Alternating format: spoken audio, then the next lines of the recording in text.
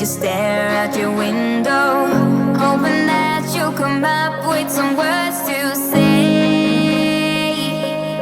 That's not okay.